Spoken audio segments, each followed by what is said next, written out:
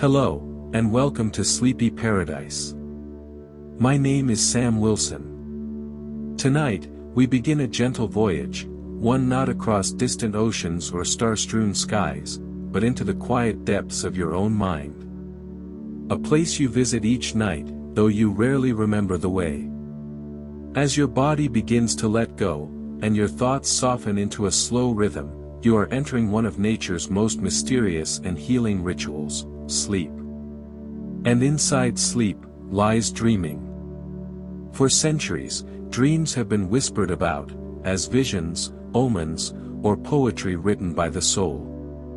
But today, through the lens of science, we are learning that dreams are more than metaphors. They are electrical, chemical, emotional, a silent symphony composed in the deepest parts of your brain. In this series, we will explore the mysteries of the sleeping mind. Slowly. Gently. One breath at a time. We'll drift through the stages of sleep, uncover the quiet work of memory and emotion, and float within the vivid colors of REM. The stage where dreams unfold. You'll learn what science knows so far, and what it still wonders. But you won't need to remember every detail. This story is not here to be memorized. It's here to carry you. Like waves washing against the shore, each chapter will hold you for a moment, then softly retreat. We'll use gentle metaphors, calming rhythms, and real science made simple. So even as your eyes begin to close, your curiosity can stay quietly awake. As you listen, feel free to let your attention drift. Let your breath slow. Let the spaces between words stretch wider. Let sleep catch you mid-sentence, like a hand reaching out in the dark to guide you home. Because this is not a lecture. It's not a test. This is a return to yourself. To your brain's secret world. To the place where healing begins. So, if you're ready, take one more slow breath.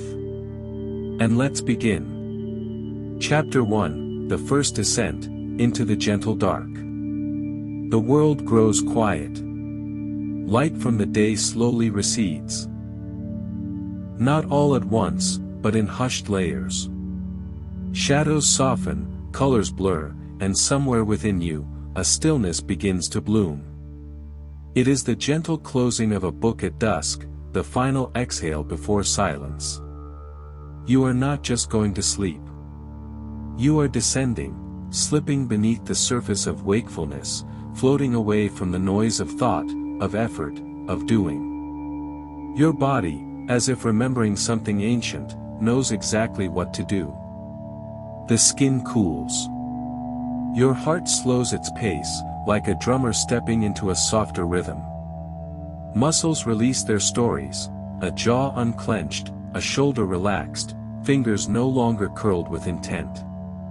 And deep within, your brain begins its quiet ritual. It starts in the hypothalamus, a small, almond-sized region near the center of your brain, tucked deep behind your eyes. Like a gatekeeper, it senses the light fading, the temperature dipping, the rhythms of your body shifting from action to surrender. Here, the suprachiasmatic nucleus, a name too long for its size, reads the day's end. It listens to the whispers of your eyes, which no longer take in sunlight. It listens to the cooling of your skin, the quiet of your breath. Then, without ceremony, it sends a message. It's time. That message travels, soft and electrical, to the pineal gland. A tiny pinecone-shaped organ nestled in the darkness of your brain. And in response, the pineal begins to release melatonin. A molecule shaped like twilight. Melatonin doesn't force sleep. It invites it. Like a candle dimming the corners of a room, it makes everything feel quieter. Thoughts become less sharp. Edges blur. You stop planning. You stop holding. You begin to let go. Your mind may still speak, memories from the day, unfinished conversations, flashes of worry or wonder. But they no longer form rigid lines. They unravel into soft coils, drifting across your awareness like threads in water. And as melatonin continues its quiet work, another shift begins. Your brainwaves begin to change. During the day, your brain hums with beta waves, fast, alert, electric. But now, as you lie still, a different pattern emerges, alpha waves. Slower. Smoother. Like ripples instead of rapids. You hover at the edge, not fully awake, not yet asleep. This moment, this gentle in-between, is precious. It's called the hypnagogic state, a threshold space where reality begins to soften. You might see flashes of light behind your eyelids. Shapes. Colors. A remembered face. A word repeated. Somewhere in this haze, your sense of self begins to drift. You are no longer your job, your name, your to-do list. You are something simpler. Something quieter. A presence. A breath. You slip further, and theta waves begin to rise.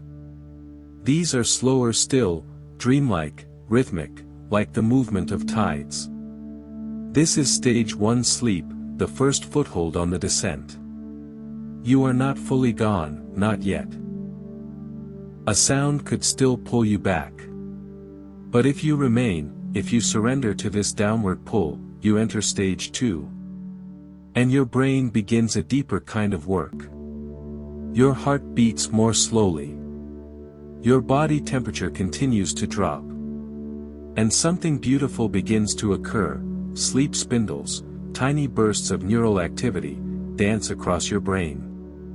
They're brief, fast flickers of electricity, like stars winking in a dark sky. Scientists believe these spindles help protect your sleep from interruption, guarding your quiet world from outside noise.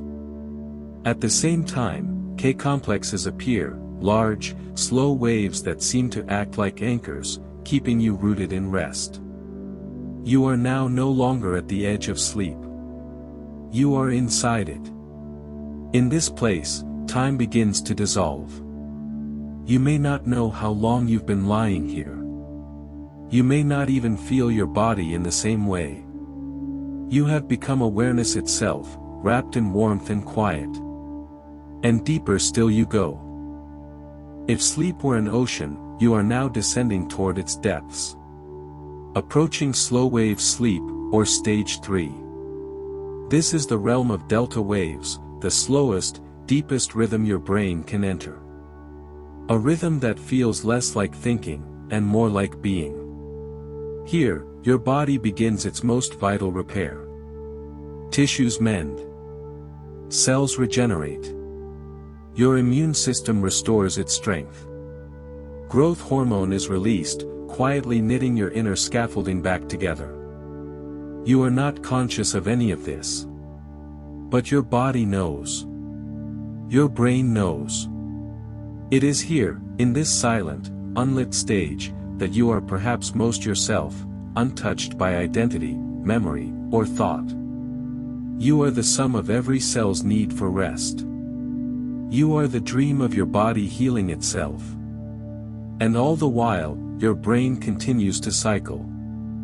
Up and down, from light sleep to deep, then back again. Each cycle lasts about 90 minutes, like the turning of a tide. And with each new wave, you move closer to the mysterious space where dreams begin. But for now, you float. Weightless. Timeless. Held gently in the first embrace of the night. And just beyond this quiet place, something begins to stir. A flicker behind your closed eyes. A subtle rise in breath and heartbeat. A new pattern forming, fast, vivid, electric. You are approaching REM, where the mind begins to dream. Chapter 2, The Architecture of Sleep. You are already deep within sleep, yet sleep itself is never just one place. It is a landscape with layers, a spiral staircase that winds through the night, again and again. Every 90 minutes or so, your brain takes you on a journey. Down into stillness, up into dreams, and back again. This rhythm, so quiet and unassuming, is one of nature's most elegant designs. It is called the sleep cycle, a repeating pattern of stages that unfold across the night like the movement of moonlight across a still pond. You do not control it. You do not even feel it. But every night, your brain moves through this cycle 4 to 6 times, each one a silent loop of healing and memory and wonder. Let's begin where you left off, at the bottom of the first ascent. Here in the depths, you are in slow-wave sleep, the heart of what scientists call NREM sleep, or non-rapid eye movement. Your brain waves are slow, deliberate, like the heavy sway of a bell underwater. It is in this stage that your body is at its most restful. Blood pressure drops.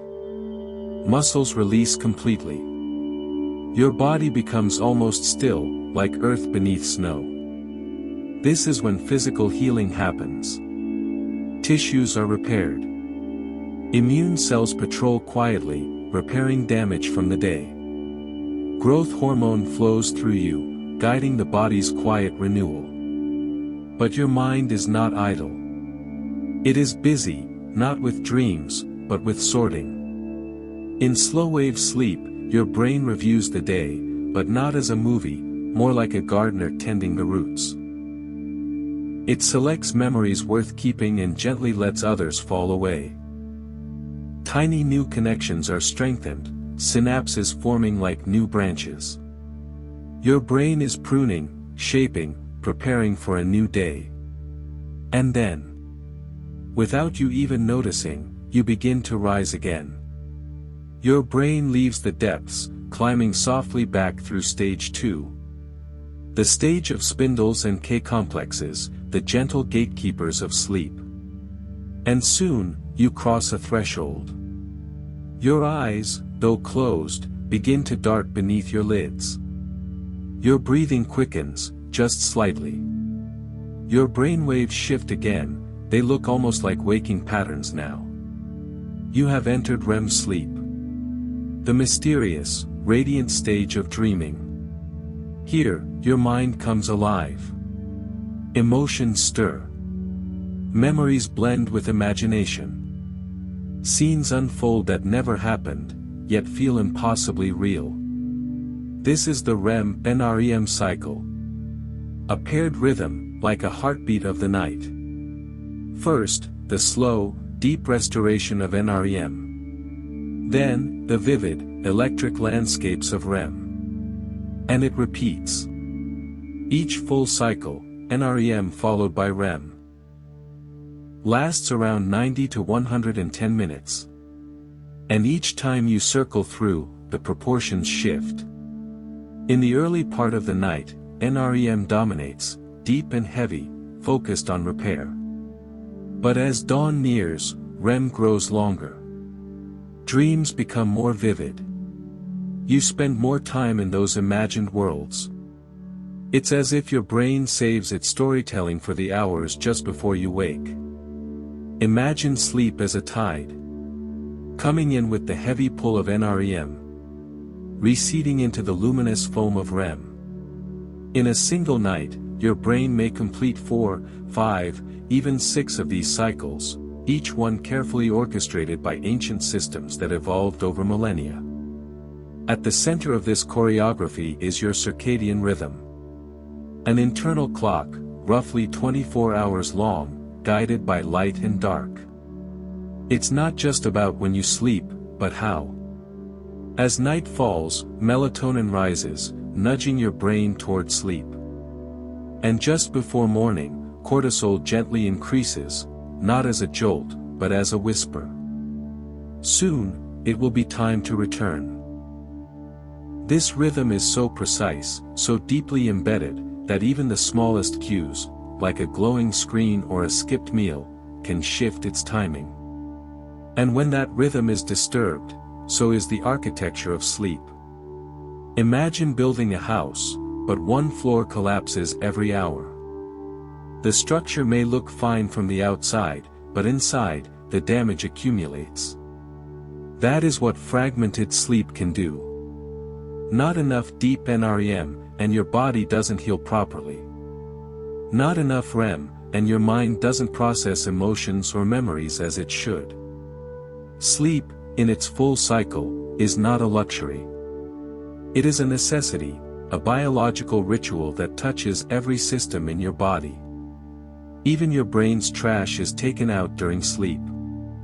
In NREM stages, particularly deep sleep, a special system called the glymphatic system activates, washing the brain with cerebrospinal fluid, clearing away metabolic waste. Proteins that could otherwise build into harmful plaques, like those linked to Alzheimer's, are flushed out in the quiet hours. No other state does this. Only sleep. Only in these cycles, repeated faithfully each night, does your brain clean, sort, repair, and dream. And those scientists have mapped its patterns, tracked its stages, and watched it unfold in scans and studies. There is still something beautifully unknowable about it. Why do we dream? Why do we need to cycle through REM again and again? These are questions for the chapters ahead. But for now, rest in the rhythm. Know that even as you sleep, your brain is moving through these cycles with care. Drawing you down, lifting you up, whispering through memory, emotion, and thought. And with each new cycle, REM grows stronger. The dream world grows closer. Your body is still. Your breath slow. Your brain begins to shimmer. Because just ahead is the doorway to the dreamer's horizon. Chapter 3, REM, the dreamer's horizon. You are now drifting across a threshold. From the deep, restorative waters of NREM sleep, into something brighter, stranger, more alive. REM. Rapid eye movement. You do not wake, yet your brain begins to glow again. As if a city has stirred beneath the skin of night, streetlights flickering back to life one by one. Your eyes, though closed, begin to move. They dart beneath your eyelids, scanning a world you cannot see. Or rather, a world only you can see. The dream has begun. Inside REM sleep, your brain becomes nearly as active as it is when you're awake. In fact, if a scientist were to observe your neural patterns, they might think you were conscious. Until they saw the stillness of your body. Because while your brain dances, your muscles remain paralyzed. A delicate safeguard called REM autonomia, your brain's way of keeping you from acting out your dreams. It is not a weakness, but a gift. A tether that holds you safely in place while your mind takes flight. And what a flight it is. In REM sleep, the limbic system, the emotional center of your brain, flares with activity. The amygdala, which processes fear, love, excitement, and longing, becomes vivid and wild. The visual cortex, which interprets what you see, also comes to life, even though your eyes are shut. This is why dreams feel real. Your brain is creating sights, sounds, and feelings from within. Not just images, but sensations, emotions, stories. And curiously, the prefrontal cortex, the part of your brain responsible for logic, self-awareness, and judgment, goes quiet. It is this silence that allows dreams to bend time, twist logic, break rules. In REM, your mind is free from the reins of reason. You might fly through a forest made of glass. Or speak with someone long gone. Or solve a problem in metaphor rather than words. And you don't question it. Not in the dream. Because the gatekeeper, the skeptic, is asleep. REM dreams often feel more intense than those from NREM. They are where the dramas play out, vivid narratives, emotional currents, whole lives lived in minutes. Some theories suggest that REM is where your brain processes your emotional experiences, replaying them in symbolic form to make sense of what you felt. Others believe REM dreams may serve a more creative function, helping you make connections you'd never find while awake. Indeed, many artists, inventors, and writers speak of inspiration that arrived while dreaming. And still others believe REM helps with problem solving, especially problems that involve more than just facts. Things like relationships, identity, fear. Whatever the purpose, REM is not random. Its choreography is precise, cycling every 90 minutes, each round longer than the one before. The first REM stage of the night might last only 10 minutes. But by the final cycle, just before waking, REM may stretch to an hour or more. This is why morning dreams often feel the most intense. They happen during the longest, most vivid stretch of REM. And yet, you rarely remember them. Why? Because during REM, certain brain systems tied to memory encoding are less active. It's like writing in sand, the images are beautiful, but they fade quickly in the light. Unless you wake up during or immediately after REM, your dreams slip away, vanishing even as you open your eyes. Still, they leave traces. A feeling. A phrase. A sense of something almost remembered, like a shadow just beyond your reach. And sometimes, dreams do more than pass through you. They stay. They teach. They haunt or heal or echo in your day like soft music from another room. Scientists have tried to map REM in every way. Through brain scans, eye movements, even body temperature. They've measured neurotransmitters, tracked dream reports, and recorded sleeping subjects through the night. But still, REM holds secrets. It is a stage that resists full understanding, because it is not entirely built of waking logic. It is, in many ways, the language of the subconscious. A language made of symbol and story, of memory and imagination woven into one. And just as the ocean reflects the moon's pull, your dreaming mind reflects your inner tides. What you felt, what you fear, what you hope for. Translated into a story that only your deeper self can tell. In REM, the brain creates a mirror you can step inside. You may not always like what you see. You may not always understand it. But the mirror is honest. And with each night, each return to this horizon, your brain gently rewrites and reintegrates the chapters of your emotional life. It is the mind's rehearsal stage. Its theater.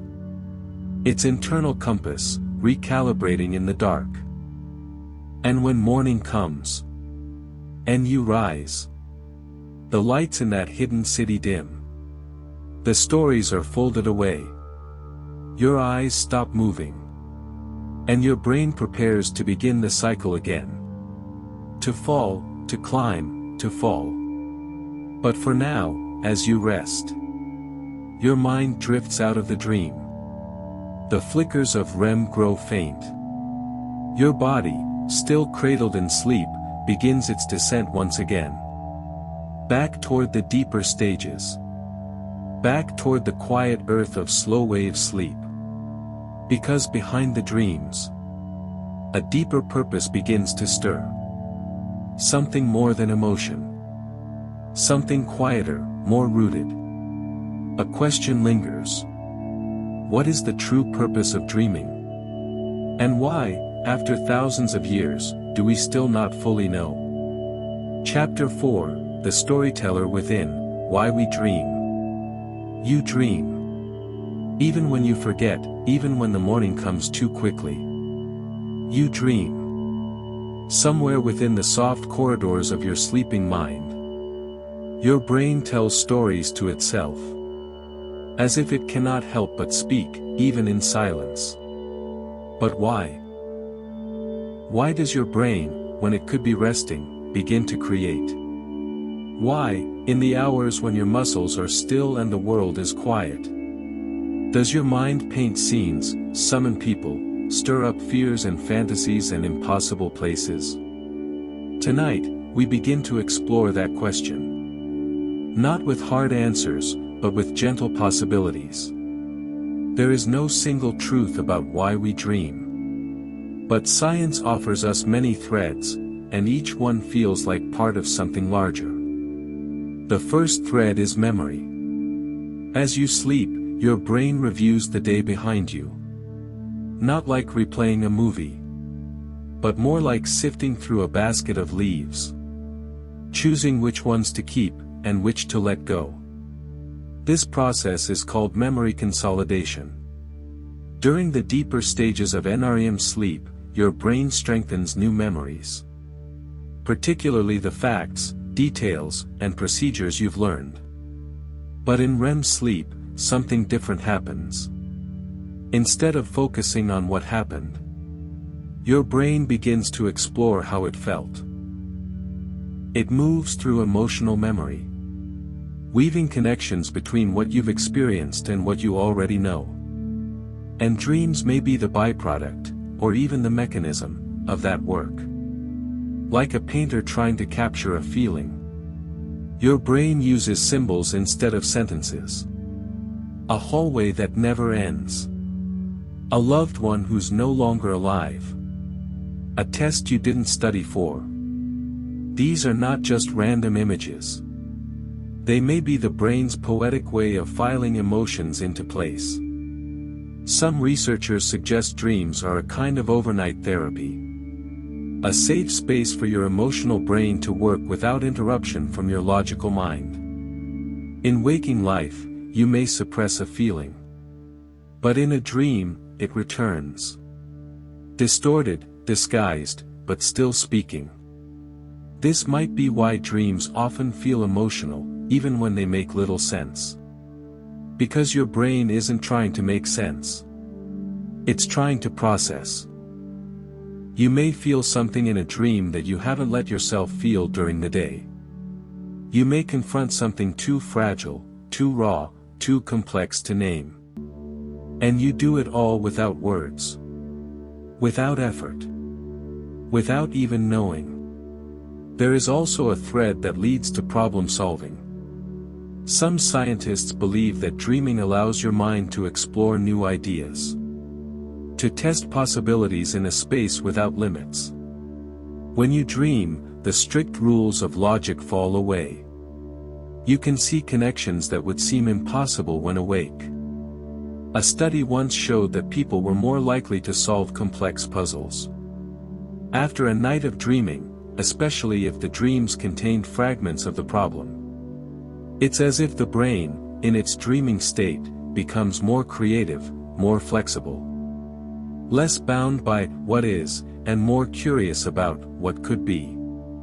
You may even wake with a sense of clarity you can't explain. As if your mind has whispered an answer while you slept. And perhaps it has. Another theory. One more ancient and more poetic, is that dreams help define the self. That through dreaming, your brain rehearses and rewrites your identity. You explore fears, test boundaries, reimagine relationships. You try on different versions of reality. Versions where you are braver, or smaller, or lost, or found. And in doing so, you learn. You learn who you are. Not just in facts, but in feeling. Even nightmares, painful as they may be, may have purpose. Some researchers believe nightmares are simulations. A kind of rehearsal for survival. When you dream of falling, or running, or losing something precious, your brain may be preparing you for real-life challenges. Not because danger is coming, but because your mind is practicing resilience. These dreams can feel unsettling. But they may also be acts of protection. A way for the brain to explore fear in safety. And then, there's randomness. Not all dreams carry meaning. Not every image is a message. Sometimes, dreams may simply be the result of neural activity. The brain's way of maintaining circuits. Like a computer running silent updates in the background. Even then. Even in dreams with no story, no structure. There is wonder. Because the act of dreaming, in itself, is extraordinary. No other state of being allows you to experience a world entirely created within. A place where time, space, and memory blur. And yet feel so vividly real. Dreams may not be logical. They may not always be kind. But they are real experiences. You feel them. You wake with their echo. They are the soul's rehearsal. The brain's poetry. The mind's mirror in the dark. And though science continues to study, scan, and question, the mystery remains. Perhaps that's the point. Perhaps dreams are not meant to be solved, but lived. Like riddles whispered at the edge of sleep. And so, tonight, as your mind floats between silence and story, let yourself wonder, gently, what your own dreams are trying to say. Are they healing something old? Are they helping you grow? Are they only shadows? Or are they a hidden form of knowing? Whatever the answer, your brain, each night, prepares the stage. It dims the lights. It writes the lines. And it invites you to step inside. But where do these images come from? What part of the brain begins the story? And how does it choose what to tell? The next chapter leads us inward. To the very heart of the dreaming brain. Where quiet storms and hidden signals begin to rise. Chapter 5, The Brain at Rest, a Storm Beneath Stillness. Your body is still. Your breath is slow. The room around you has faded, into shadow, into silence. But inside you, something glows. In the deep, quiet world of sleep, your brain is alive with motion. Invisible, rhythmic, constant. It is not resting. It is creating. At this very moment, deep beneath the calm of your closed eyes, millions of neurons are firing. Tiny bursts of light and energy flashing through your mind like distant stars. They are not random. They are part of a pattern, a language spoken in pulses and waves. Sleep is not the absence of activity. It is a different kind of activity. A storm beneath stillness. To understand this hidden world, we must look closer at your brain's most basic building blocks, neurons. Each one a single cell, small, intricate, alive. Each one capable of sending messages using a brief spark of electricity called an action potential. Together, they form networks, vast forests of thought, memory, and movement. During the day, these neurons fire constantly, processing everything you see, hear, feel, and do. But at night, their rhythm changes. Instead of reacting to the outside world, they begin to communicate inwardly. Checking systems, reviewing memories, pruning and shaping the architecture of your mind. In the earliest stages of sleep, your brainwaves slow. Alpha waves give way to theta, then delta. Each one deeper, more synchronized than the last. Think of them like the changing tempo of an orchestra. During wakefulness, the music is fast, erratic, like jazz. But in sleep, it shifts into something slower. more unified.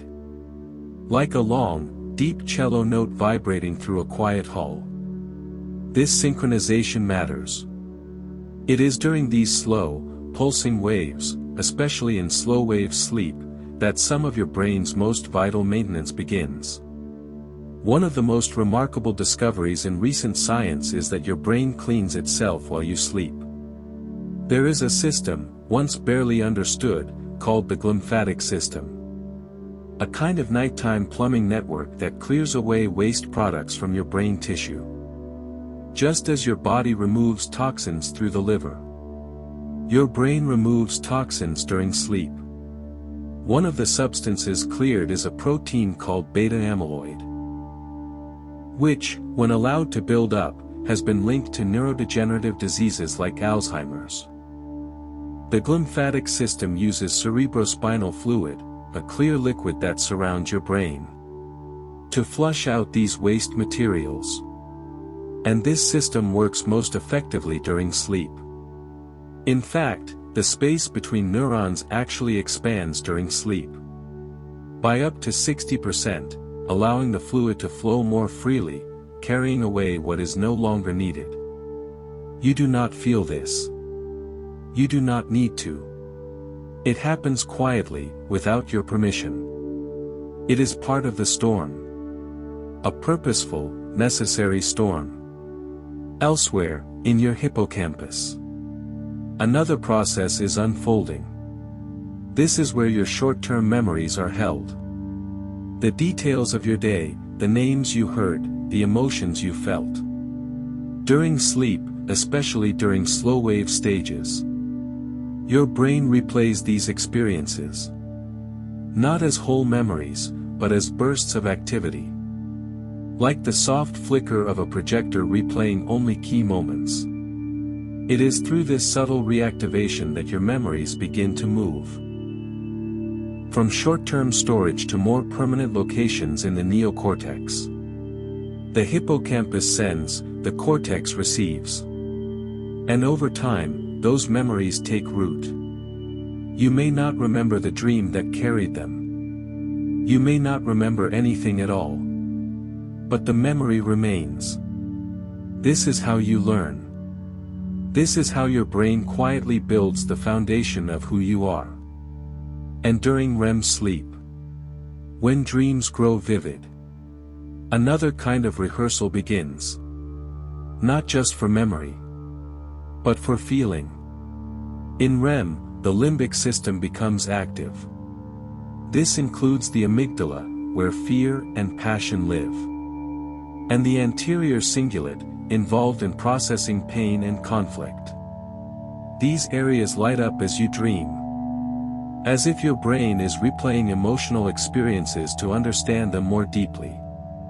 And while that's happening, the prefrontal cortex, the region responsible for judgment and control, remains mostly quiet. This gives emotion the stage. Your brain feels, responds, reimagines. All without interruption from reason. It may not always be pleasant, but it is often necessary.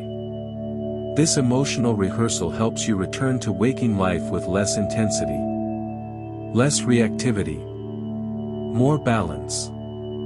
It is a form of healing. Not one you can direct, but one your brain performs for you, night after night.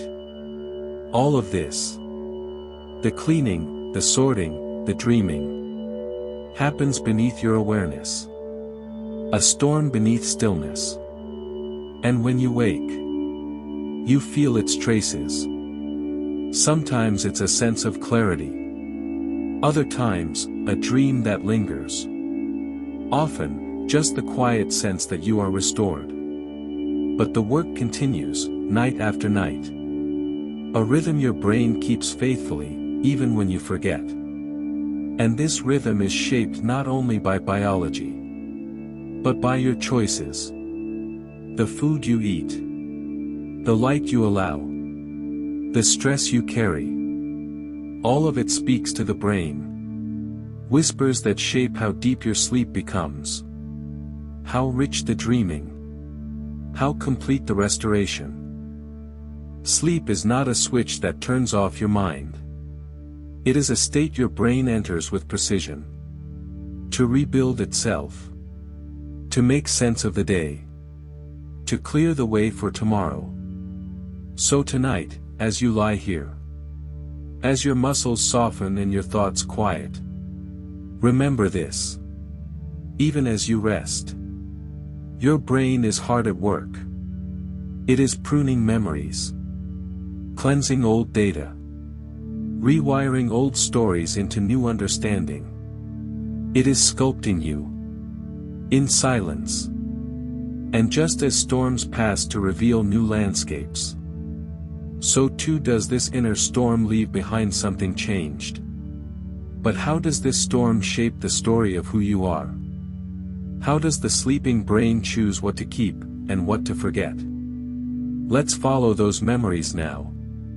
Into the Garden of the Mind. Chapter 6, Memory's Garden, How Dreams Tend the Mind. You are still lying here, wrapped in warmth. The world has faded, but your mind still breathes.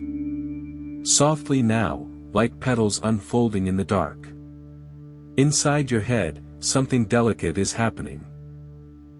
Your memories, yesterday's impressions, fragments, emotions, are being touched. Touched by dreamlight. Touched by silence. You might think memory is like a photograph. A perfect, frozen moment kept unchanged forever. But it isn't. Memory is a living thing. A garden. Each time you remember something, you don't just retrieve it. You rewrite it, replant it, allow it to grow or wither. And much of this quiet tending happens while you sleep. Your brain, in sleep, becomes a gardener. Soft-handed, unseen. It walks the paths of your mind at night. Pausing to prune a useless branch. To water something with emotional meaning. To compost the experiences no longer needed. And where this gardener walks, dreams bloom. Dreams are not random noise. They are the whispering of your brain as it moves through its own garden. Neuroscience has shown us that during sleep, especially REM sleep, your brain reactivates neural patterns from the day. It replays fragments of experience. It links new memories to old ones.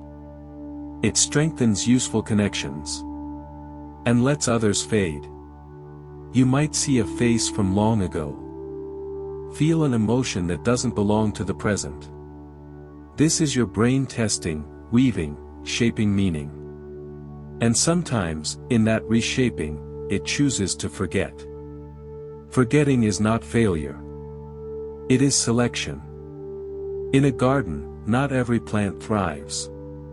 Some are shaded, some are removed to make room for others. Your brain does the same. It removes the clutter. It edits. It lets go. There is a system deep inside you. The synaptic homeostasis hypothesis. That suggests your brain trims its own connections during sleep. Like a gardener snipping away overgrowth. Your brain reduces the strength of certain synapses. Those that were overly active during the day. This is to preserve balance. To allow space for new growth. Because without pruning, the garden would choke itself. And while this pruning happens, the emotional weight of memories also shifts. A memory that once felt sharp, painful, raw, can be softened. This happens through dreaming. Dreams, with all their odd symbols and strange logic, are your brain's way of reprocessing emotional memories. In a safe, detached way. Imagine a painter taking the colors of your fear or joy and reshaping them into new images, where your waking mind no longer feels overwhelmed. This is why, after a night of dreaming, a heartbreak can feel lighter. An anger less sharp. A decision more clear. Dreams dilute intensity. They do not erase feeling. But they reshape it. Make it livable. And not all dreams are random. Some repeat. Some return with different endings. These may be your brain trying again. Trying to make sense of something not yet resolved. Trying to balance its inner garden. Even lucid dreams, where you realize you're dreaming, might be part of this process. A moment of consciousness touching the unconscious. But even when you don't remember them, your dreams are working for you. They tend the soil. They remove weeds. They make meaning where there was none. And what of the dreams that feel meaningless? The strange, jumbled stories you barely recall. Even those serve a purpose. They may not make sense in language. But in sensation, in the logic of feeling, they bring restoration. They give your brain freedom to wander. Freedom to rehearse possibilities. Freedom to unbind itself from the rigid patterns of waking life. And it is in this freedom that creativity is born. History is full of examples. Scientists, poets, inventors. All crediting dreams with insights that waking thought could not reach. This is because dreaming allows your brain to connect ideas that would never meet in daylight. To step off the paths you walk by habit. And find new ones, wild and luminous. Dreaming, in this way, is a form of inner play. The gardener is also a child. Digging in the dirt, curious, unafraid. And when you awaken from sleep, you carry with you the changes made in this garden. Some things remembered more clearly. Others forgotten completely. But always, something transformed. Sometimes it's subtle. A shift in how you feel towards someone. A softer perspective. A flicker of inspiration. The sudden solution to a puzzle. These are signs that your mind, in the quiet of sleep, has done its invisible work. You didn't see it happen. You didn't ask it to. But your brain was busy under the moon. It sorted the pieces of your day. It rewrote the narrative. It made space for what matters. And now, here you are. Lying still, breathing slow. Your mind blooming in the dark. What you forget, and what you remember. They both matter. Both are part of the story. And though the dream may vanish with morning, its work remains. It lingers in how you feel. In how you understand the world.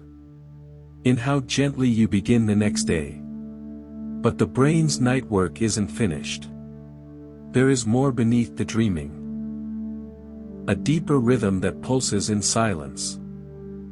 Something ancient. Something slow. Something tied to the moonlight itself. So now, let us follow that rhythm. Let us feel the body's clock. And how it guides this inner garden. Hour by hour, breath by breath. Chapter 7, The Circadian Tide, How Time Lives in the Body. Time is not just something you read on a screen. Not just numbers ticking toward morning or night. Time lives inside you. Even now, as you rest. There's a quiet tide rising and falling in your cells. A rhythm older than language. Older than the cities we've built to hide the stars. It is your circadian rhythm. A 24-hour symphony playing within you. Guiding sleep and wakefulness. Hormones, temperature, mood, and memory. This rhythm begins in darkness and light. When morning comes, even before your eyes open, light touches your skin. And your brain begins to shift. Deep inside, in a cluster of about 20,000 neurons. sits the suprachiasmatic nucleus, or SCN. A tiny structure, just above the optic nerves. It is your master clock. And it listens to the sun. When light hits your eyes, it signals the SCN. And your body begins to stir. Cortisol rises gently, bringing alertness. Body temperature climbs. Breathing becomes deeper. The day has begun, not because of noise. Not because of alarms. But because your inner sun has spoken. And this rhythm doesn't stop with wakefulness. All day long, your body dances with it. In the late morning, your mind becomes sharpest. In the afternoon, coordination peaks. In the evening, melatonin slowly begins to rise. Like mist on a quiet lake. And when the night deepens, the rhythm tilts inward. It prepares the body for healing. For dreaming. For stillness. This is not a rigid cycle. It's a wave. And just like ocean tides, it can be pulled and disturbed. By travel, by artificial light. By staying up too late. Or waking too soon. But still, the rhythm returns. It always tries to return. Because this clock inside you isn't just about sleep. It governs your metabolism. Your immune system. Your energy. Even your emotions. When your circadian rhythm is in sync with the world, you feel aligned. As though life flows more easily. As though your body is helping you, not resisting. But when it drifts, when you go to sleep at 3 a.m. and wake at noon, or flood your eyes with blue light at midnight, you can feel off, foggy, irritable, disconnected. That is the cost of ignoring the inner tide. Your body wants to be part of the Earth's rhythm. To feel sunrise and sunset. To be reminded of when to rise and when to rest. And the science echoes this truth. Studies show that even shifting sleep by just a few hours can affect mood, focus, digestion, and immune health. Jet lag, night shifts, irregular schedules. They tug your inner clock out of sync. And the body must work harder to return to balance.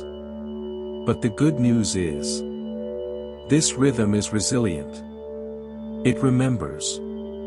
By simply honoring the cycles of light and dark, you can gently restore it. Morning sunlight, even just 10 minutes, can reset your clock for the day.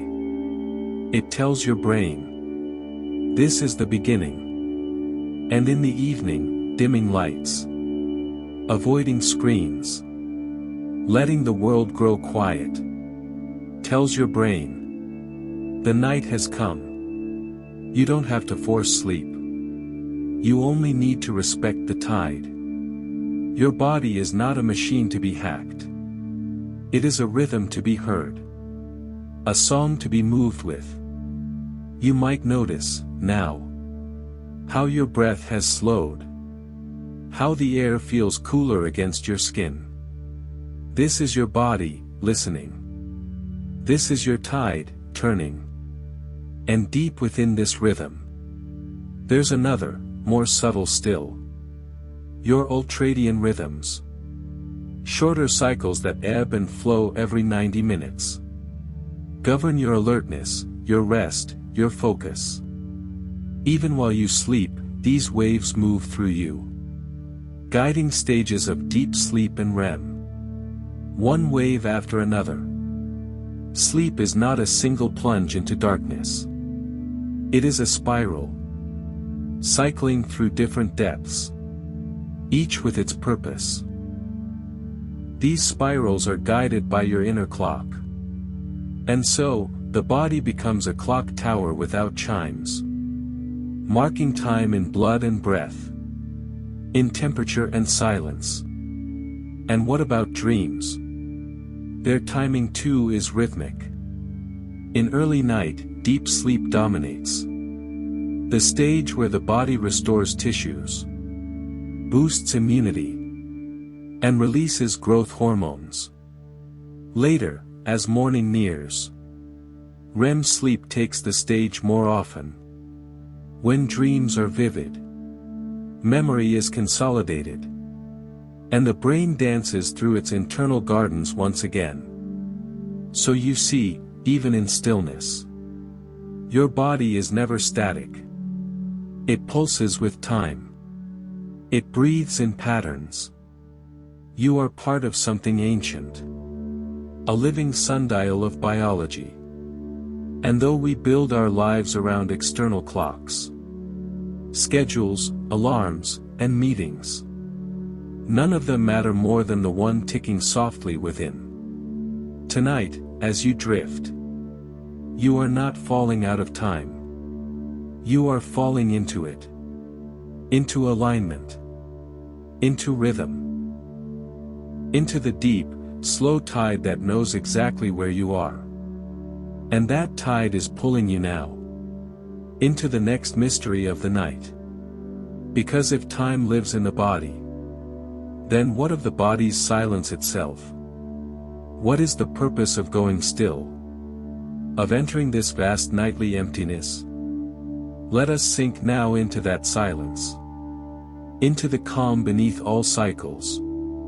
Chapter 8, The Healing Stillness, Why the Body Sleeps. The night is not idle. Though you lie still beneath your blankets, your body becomes a quiet workshop. A gentle mechanic repairing what the day has worn down. Sleep is more than rest. It is biology's great restoration. As you drift deeper into the folds of night, your cells begin their nightly tasks. Like gardeners pruning and watering after the sun sets.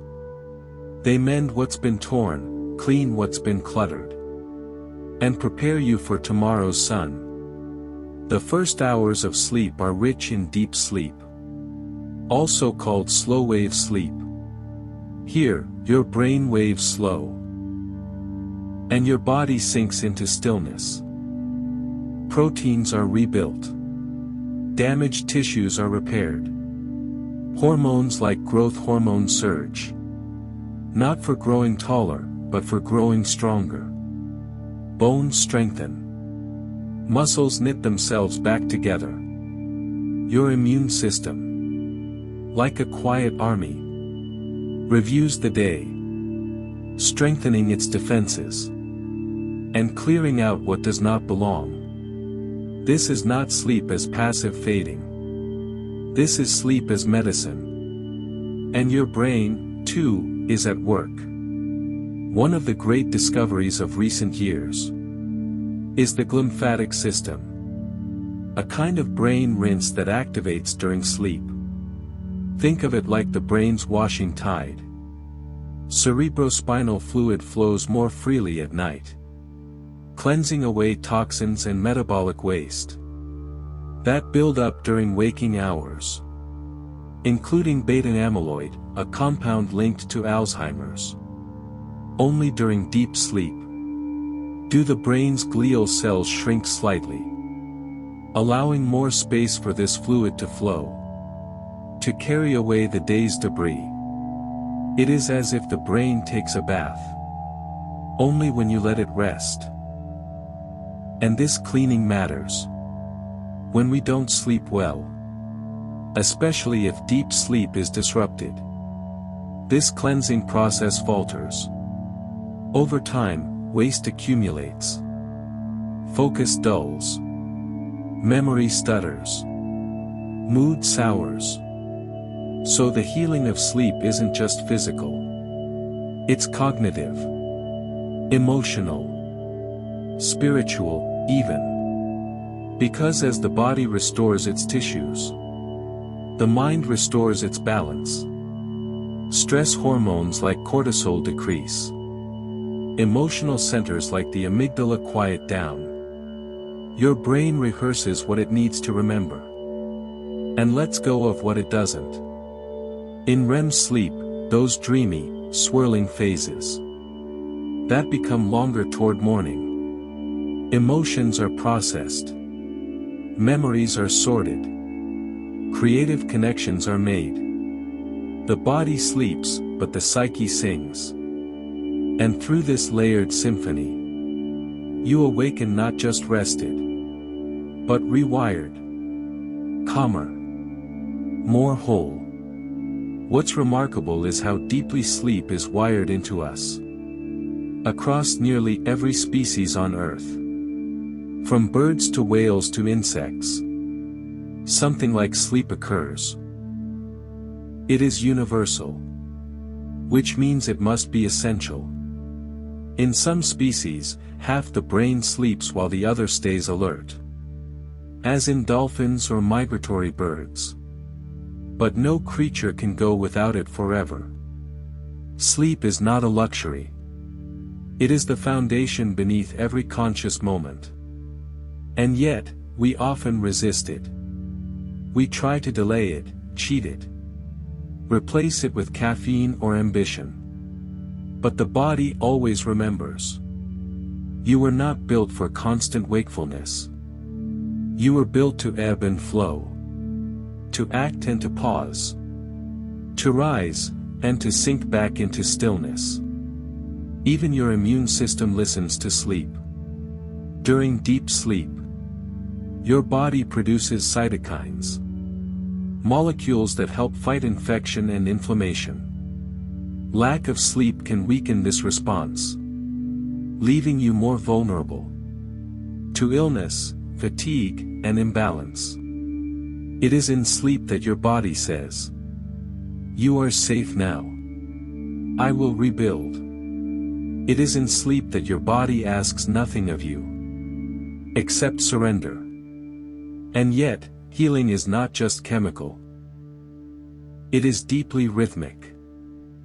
As your heart rate slows, your parasympathetic nervous system activates. The part of you that governs calm, digestion, restoration. This is the rest and digest state, opposite of fight or flight. And during sleep, it takes the lead. Your blood vessels dilate, increasing oxygen to tissues. Your liver detoxifies. Your skin rejuvenates. Even your gut microbiome balances itself. In these quiet hours, you are not gone during sleep. You are becoming whole. And maybe that's why dreams often rise in the late hours. Not to entertain, but to signal that healing is also emotional. That your inner world matters just as much as your outer one. And so sleep becomes a portal. Not just to dreams, but to balance. To return. Because every day wears you down. Not just physically, but with choices, noise, friction. And every night, your body says, "Let me carry that now." It cleans. It repairs. It remembers what matters. It forgets what does not. So that when you wake, you are not just awake. You are renewed. And perhaps that is the quiet magic of sleep. Not that it removes the chaos, but that it gives you the strength to rise again. Tonight, as you lie still, your cells are at work. Your breath is your lullaby. Your blood is your caretaker. You are healing. Even now. And this healing opens the door to something deeper still. Because after the body is restored, after the mind is soothed, another mystery waits beyond. What are dreams really for? And why do they so often feel like messages? Let's follow them now. Chapter 9, The Theater of Dreams, What the Mind Does While You Sleep. Your body is still now. Breath rises and falls like a tide. Muscles rest. Cells mend. But deep within, your mind stirs. Not awake. Not conscious. Something softer, something stranger. This is where dreams begin. You are no longer fully here. And yet, you are not gone. Instead, you are in between. Walking corridors made of memory. Feeling winds that never blew. Meeting people who no longer exist. In places you've never been. Your brain, like an artist, dips its brush into the palette of your past. And paints a world that's both familiar and foreign. This is REM sleep. Rapid eye movement. The phase when your eyes dart beneath closed lids. And your brain becomes electrically active. Almost as if awake. But this wakefulness is inward. It is imaginal. Emotional. Symbolic. And in this strange world, logic loosens. Time bends. People shift. You become a child again. Or a bird. Or simply a witness. But why? Why does the brain dream? Science is still unraveling the answer. But we know this much. Dreams are not random. They are stitched from meaning. Your brain uses sleep to sort memories, process emotions, and simulate futures. Imagine a theater, where the cast is your memories, the script your emotions, and the director is silence. Dreams help you rehearse danger. They show you fears in symbols. So that, come morning, you are more prepared. They replay arguments and soften the edges. They visit those you've lost. Not to torment you, but to help you grieve. To reconnect. To heal. Some scientists believe dreams are the brain's way of integrating new knowledge. Linking ideas that daylight kept apart. Others see dreams as purely emotional. A nightly cleansing of the psyche, where the mind metabolizes feelings that waking life left undigested. And then there's the poetic view, older than science, that dreams are messages from the deep mind to the waking self, a whisper across a veil. Perhaps all these are true, because when you dream, the prefrontal cortex, the part of the brain that critiques and censors, goes quiet. And in its silence, the emotional brain, the amygdala, the hippocampus, the visual cortex, they begin to speak. In images. In feeling. In metaphor. You don't dream in spreadsheets. You dream in rivers, wolves, missed trains, open doors. Because your brain doesn't just want to remember. It wants to understand. And it does so in the language of the soul. During dreams, the brain strengthens certain neural pathways. It decides what stays, what fades, what to hold on to, and what to let dissolve like morning mist. It is here, in this liminal space, that creativity often lives. Many artists, scientists, writers, from Mary Shelley to Einstein, have found breakthroughs in dreams. Because when the mind is unbound, connections form that logic could never predict. But not all dreams are kind. Sometimes, the theater becomes a storm. Nightmares visit.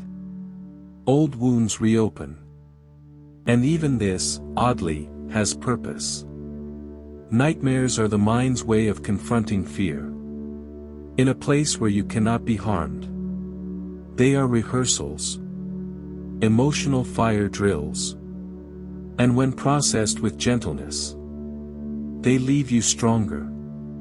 Yet the strangest thing about dreams is not how real they feel, but how quickly they vanish. Within moments of waking, they dissolve, like footprints in wet sand. This forgetting is not failure. It is part of the design. Your brain doesn't need you to remember every dream. It only needs the message to land, the emotion to be digested, the connection to be made. Still, some dreams cling. Vivid, haunting, sweet. They stay with you like a perfume, or a melody you can't name. And maybe that is the point. Because when you sleep, you become more than a body.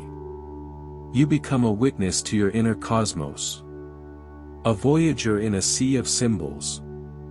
And in that sea, you are not alone. Some scientists believe that dreaming has social roots. That it helps us model relationships, test out interactions, explore what it means to love, to lose, to belong. Even in solitude, your dreams rehearse connection. And perhaps that's why, sometimes, you awaken feeling understood. As if a part of you that doesn't speak during the day finally had a voice in the night. So as you lie there, eyes closed, know that your mind is working. Not against you, but with you. Sorting, sculpting, softening the hard edges of life. Your dreams are not noise. They are dialogue. And though you may forget them, they remember you.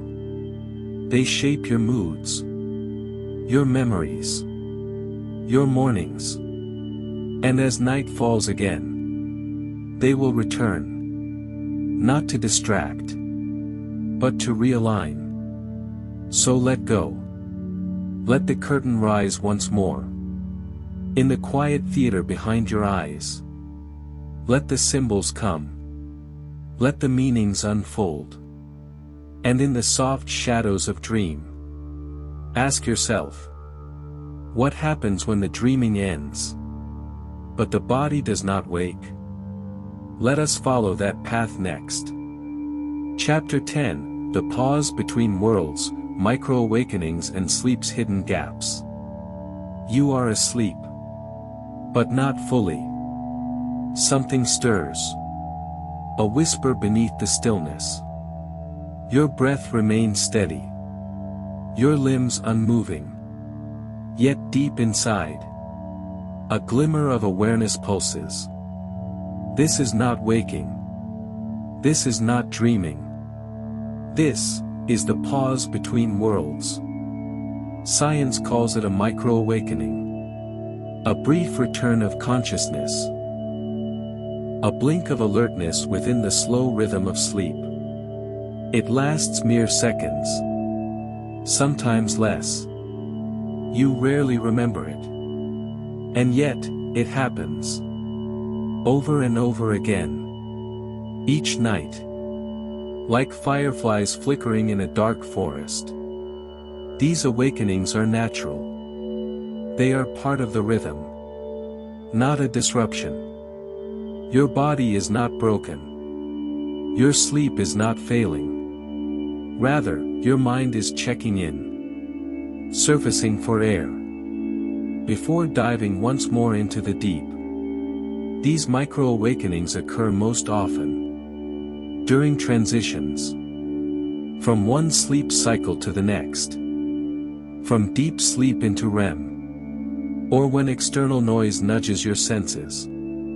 Without fully waking you. They may come and go. As subtly as a thought.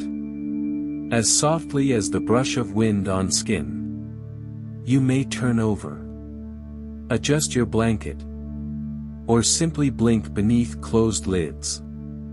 Then return. The brain, in these moments, performs a kind of internal housekeeping. It checks the surroundings, monitors the body, listens for danger, evaluates comfort. This is not paranoia. This is protection. An ancient instinct, woven into the architecture of sleep. Since we first lay under open skies. Back then, sleep was not safe. Predators lurked. Fires needed tending. The tribe depended on awareness, even in rest. And so, evolution gifted us with micro-awakenings, a subtle form of vigilance that lets us sleep deeply, without becoming vulnerable. Even now, in your quiet room, your body remembers this ancient code. It stirs, senses, evaluates, then drifts again into darkness. These moments are not interruptions. They are thresholds. And they reveal something profound about consciousness itself. Because even in the depths of sleep, you do not fully vanish. You are still there. Watching, listening, responding. In ways you do not recall. In some nights, you may wake briefly and look at the clock.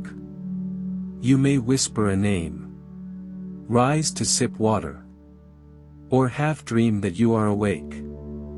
And then, like mist, it slips away. These pauses between sleep and waking can feel surreal. As if the veil between your inner world and the outer one grows thin. And in these moments, you may catch a glimpse of something rare. Your mind watching itself. Neuroscientists have studied these brief awakenings, tracking the subtle surges of brain waves. They find that, in those seconds, the thalamus reopens its gates, letting sensory input back in. The cortex lights up, ready for a heartbeat, to receive the world. But then, the wave passes, and everything quiets. Why does this matter? Because these pauses tell us that consciousness is not a light switch, on or off. It is a dimmer, a flow. You do not jump from sleeping to waking. You drift. You move through gradients, currents of alertness and surrender. And in that in-between, you are not nothing. You are watching. You are being. Some spiritual traditions call this state Turiya, the fourth state beyond waking, dreaming, and deep sleep. A place of silent awareness that floats beneath all three. Modern science doesn't speak in such terms, but it observes the same. A continuity beneath the changing layers of self. In these tiny awakenings, your sense of I persists. Even as time and memory fade. It is humbling to realize how much of your life happens beyond your recall. Because your body is not just resting. It is navigating, correcting, adjusting. Even while you are unconscious. It protects you, responds to danger, repositions you to ease pain, wakes you when something is wrong, and just as often, it lets you drift on, untouched. There is peace in this. To know that you do not need to control everything. That something deeper within you is always watching. And perhaps that's what these pauses are. A silent hand, gently placed on your shoulder, reminding you, I am here. When children sleep, they often wake for a moment and cry. Not from fear, but from disorientation. The world returns too suddenly. But over time, we learn to pass through these thresholds more softly, to trust them, to let them carry us, like stepping stones across a stream. So the next time you stir and feel the faint edge of waking, don't worry, don't resist. Let it come. Let it pass. Let yourself rise and fall, like the breath of the night. For sleep is not a single river. It is a braid of many streams. And the pauses between them are not voids, but quiet crossings. Now, as your body rests deeper, and your breath slows again, you prepare to enter one of the most mysterious realms of all. A sleep so deep, your brain forgets the world, and your sense of time, self, and story fades into something more ancient, something pure. What happens in those dark depths? Let's follow you there. Chapter 11, Into the Abyss, Deep Sleep and the Mind Without Self. You are not dreaming. You are not awake. You are not even you. Not in the way you were. You've fallen deep. Past the shifting shapes of REM. Past the flickers of micro-awakenings. Into the slow, ancient rhythm of deep sleep. This is slow-wave sleep, the deepest state of rest known to the human brain. The lights are off. The gates are closed. The city of the mind has gone quiet. There is no story here. No imagery. No dialogue. No you at the center of anything. And yet, this is where life repairs itself. Your brain is not idle. It is pulsing in massive, slow oscillations, like ocean tides. Waves of neural silence and activity roll gently across the cortex. Scientists call them delta waves. Low-frequency, high-amplitude patterns that sweep through the brain like soft thunder through a valley. It is in these waves that your brain performs its sacred work, clearing toxins, resetting systems, consolidating memory, restoring balance. During the day, your brain builds up waste, metabolic byproducts, chemical leftovers from thought and emotion. But in deep sleep, a special cleansing system awakens. The glymphatic system. Like a silent custodian, it flushes out the clutter. It opens the space between cells and lets cerebrospinal fluid wash through. Cleansing, rinsing, healing.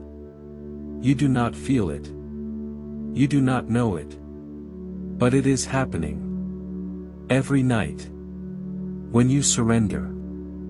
And it does more than clean. In this dark abyss, your immune system repairs you. Tissues heal.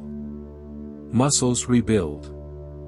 Wounds, visible or not, begin to close. It is here, too, that memories begin to settle.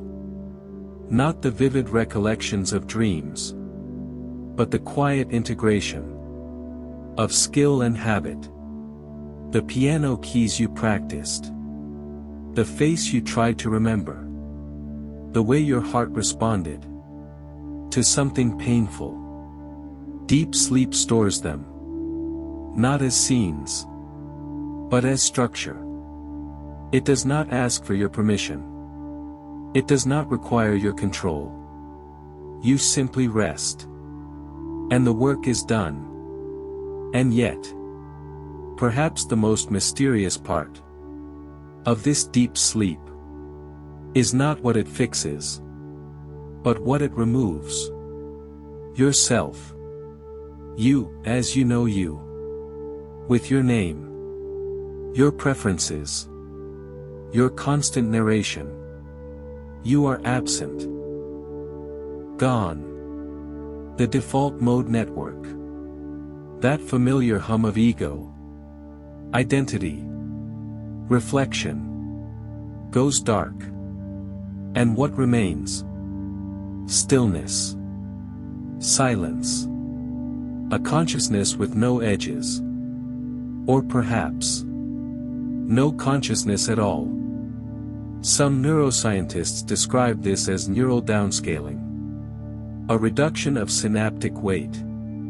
Others call it neural recalibration. A resetting of overstimulated circuits. But in simpler terms, it is this. You go away, so that you can come back whole.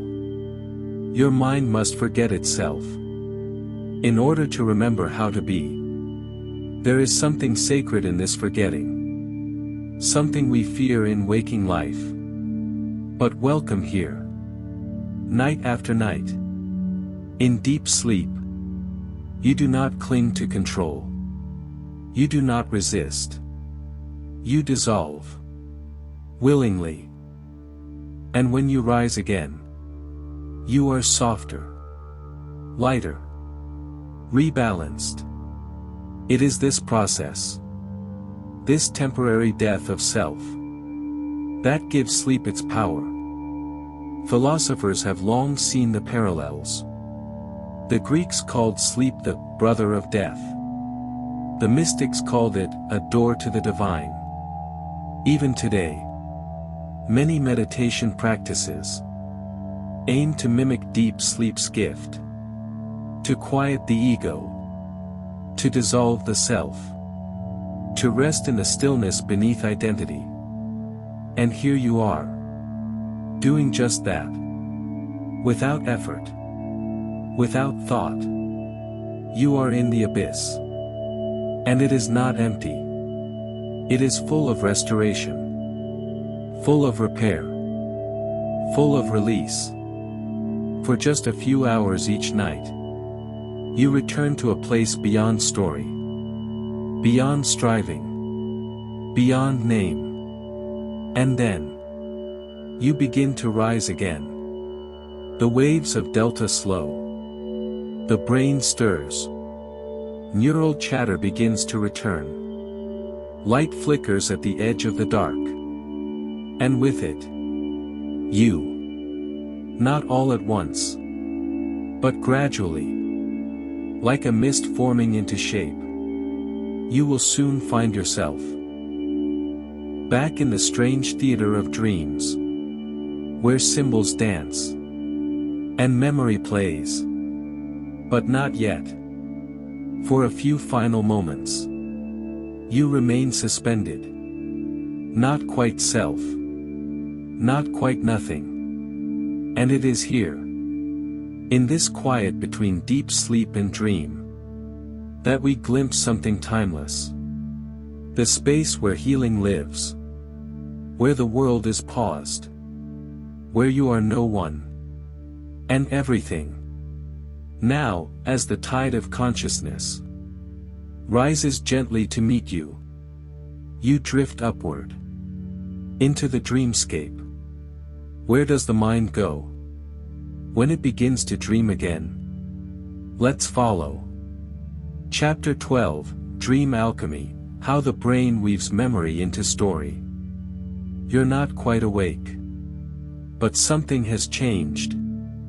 A light has returned. Not the light of morning, but of imagery, color, and sound. Your mind stirs gently.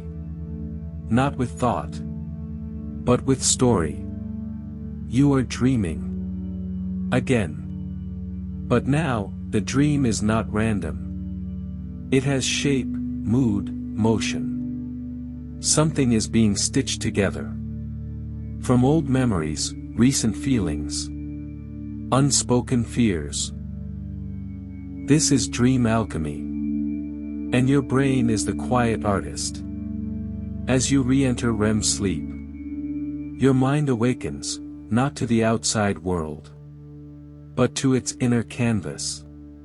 Here, your limbic system, which governs emotion, flares to life. The amygdala, the brain's emotional firelight, becomes active. So does the hippocampus, your center for memory and recall. But the prefrontal cortex, that logical editor that runs your waking thoughts, remains dim. The result? A world where emotion rules. Where memories are not facts, but elements. Tools in the hands of your dreaming mind. And what does it build? Scenes. Symbols. Surreal visions that borrow from your past. To make sense of your present. You might find yourself in your childhood home, but filled with people you've never met. You might be flying, falling, running, weightless, through impossible streets. This isn't nonsense. This is your brain, digesting emotion. Just as your stomach breaks down food, your brain breaks down experience. But it does so in metaphor. Why? Because emotion isn't always logical. And memory isn't always clear. In dreaming, your mind plays with connections. It takes a conversation from the afternoon, an old face from a forgotten year, and a feeling you can't quite name, and combines them. It builds a story that is not literal, but true. True to your internal world. True to your emotional needs. True to what you haven't yet spoken. Some researchers call this dream consolidation, the brain's way of organizing and interpreting new information. Others call it threat simulation, a safe rehearsal of danger, so that the waking brain is better prepared. But another perspective, a gentler one, is that dreams are how we feel ourselves forward. They let us experience grief, joy, fear, longing, without judgment. They give form to the formless. And in doing so, they help us grow. Think of it like this. Each day, your life accumulates data. Not just events, but subtle things. Glances, hesitations, dreams unspoken. Your conscious mind can't hold it all. But your dreaming mind can process it. And it does so not with spreadsheets, but with poetry. A friend becomes a stranger. A hallway turns into a river. You speak, but no words come out. Each image is a symbol. Each symbol an invitation. And though you forget most of your dreams, perhaps 95%, the effect remains. Studies show that people deprived of REM sleep struggle more with mood, memory, and emotional balance. It's not just that dreams entertain. They regulate. They keep your inner weather clear. They help you wake up a little lighter, even when you don't remember why. And when a dream stays with you, when it clings to the morning like dew, it often means something important was stirred. Not a prophecy, not a puzzle to decode, but a feeling, a whisper from within. Your dreaming mind is not separate from your waking self. It is your deeper self, unbound by logic, unafraid of contradiction, willing to feel what you couldn't say. And that's what gives dreams their strange power. In them, you don't think. You become. You embody. You live emotions fully, without needing to understand them. And that is healing. That is meaning-making. Even nightmares serve this purpose. They let fear find shape, so it can be faced and softened, without real danger. And the strange dreams, the ones you can't explain, they are your brain's way of connecting what doesn't yet make sense. They're the rehearsal of future choices, the echo of past regrets, the testing ground for who you are becoming. You may never fully know your dreams, but you don't have to. Their value isn't in their clarity. It's in their presence, their movement, their rhythm. And so you lie here, the dream fading behind your eyes, the alchemy still warm in your chest. Your brain has done something incredible. It has woven together feeling and memory, symbol and self, to make something you needed, even if you never quite knew. And as the final REM cycle approaches, your body knows what comes next. The rhythm will slow. Your breath will shift. Light will seep through your closed lids. And soon, you will rise. But before you do, before morning touches your skin, there is one more journey to make. The slow and sacred act of waking up. Chapter 13, Rising Light, the Science of Waking Gently. Somewhere inside you, before the world begins again, light has already arrived. Not sunlight. Not yet. But the first flickers. Soft changes in biology. Whispers in your bloodstream. You are waking. Not suddenly. Not sharply. But as a flower might. When the night air warms, and the sky hints at gold, the final cycle of sleep draws to a close. Your dreams, like fog, begin to thin. And your body, still wrapped in stillness, starts its gentle return. Inside your brain, the suprachiasmatic nucleus, your master clock, senses the shift. It responds. Melatonin, the sleep hormone, declines slowly.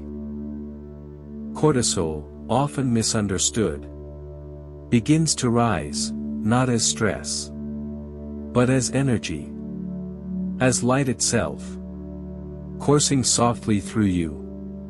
Your heart rate ticks up, just slightly. Your body temperature follows. A single breath feels fuller than the last. This is the science of waking. Not the jarring chime of an alarm, but a biological symphony, played with perfect timing. You do not control this. You surrender to it. And that's what makes it sacred. In ancient times, humans woke with the sun. Light filtered through branches, cast golden patterns on the skin. Our biology evolved to follow that rhythm, to greet the world slowly, attuned to warmth and light. Today, we rush. But the body remembers. It doesn't want sudden noise. It doesn't want urgency. It wants gentleness. Imagine a morning where you wake not by command, but by light. Soft, ambient illumination, real or simulated, touches your eyelids. The retina sends signals, not only to help you see, but to recalibrate your entire physiology. This is how your clock resets. This is how your mind prepares. Not all at once, but in spirals. Awareness returns like waves. Your sense of space, your sense of time, your sense of self. For a few moments, you are between worlds. One foot still in dream, one foot stepping out.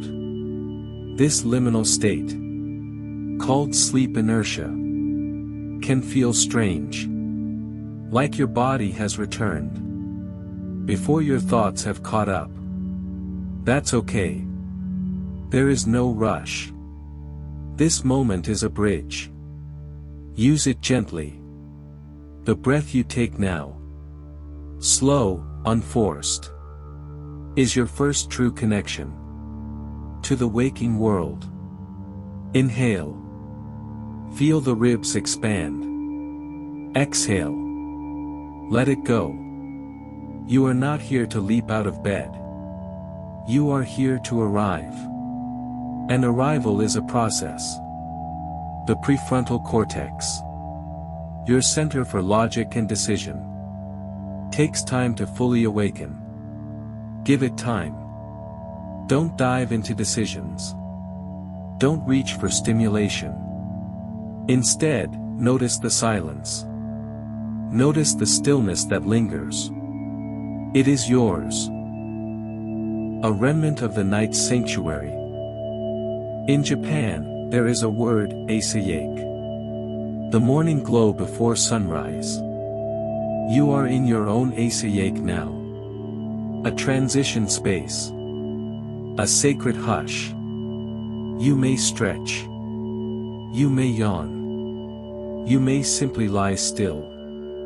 And let the morning gather itself around you. The practice of mindful waking is not spiritual fluff. It is rooted in biology. When you wake calmly, your parasympathetic system remains in balance. Your digestion improves. Your focus sharpens.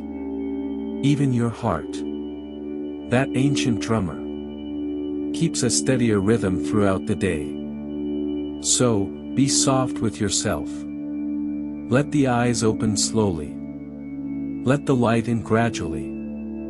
If possible, step into real sunlight. Let the photons meet your skin. Let your internal clock know that it's time. Not to perform, but to begin. There is a difference. The world may rush. But you are a quiet ember. You hold the calm of the night inside you. Let that calm carry into your day. Let it shape the way you speak, the way you move, the way you respond. Rather than react. You are not just awake. You are aware. And that awareness, born from the deep places of sleep, is your gift. You've spent the night restoring, processing, dreaming, healing. Now, you bring that healing with you into the morning, into the movement, into your life. So rise. Not with urgency, but with presence. The sun may already be climbing. The world may already be buzzing. But within you, a different light has risen. A quieter one. And that light will guide you through the noise.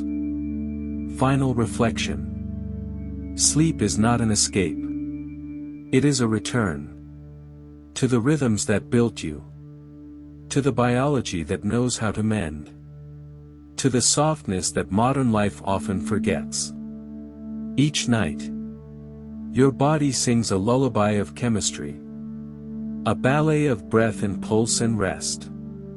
And each morning, you begin again, with calm, with clarity, with light. So when you wake tomorrow, remember, you are not just rising from sleep. You are rising from within. Hello again, dear dreamer. You've traveled far, from the edge of waking to the soft center of sleep. And gently back again. This journey wasn't just about science, or rest, or rhythm. It was about you. Learning to listen to your body, to trust your breath, and to meet the world with softness instead of speed. You now carry the night within you, not as darkness, but as wisdom. So as you move through your days and return to your nights, may each breath be a reminder. You are safe. You are enough. And you are never truly alone. Here at Sleepy Paradise, we'll always be waiting, just a few words away. When you need a gentle pause, a mindful moment, or simply a story to fall asleep to. Until next time, rest easy, and may your dreams be light, long, and filled with wonder.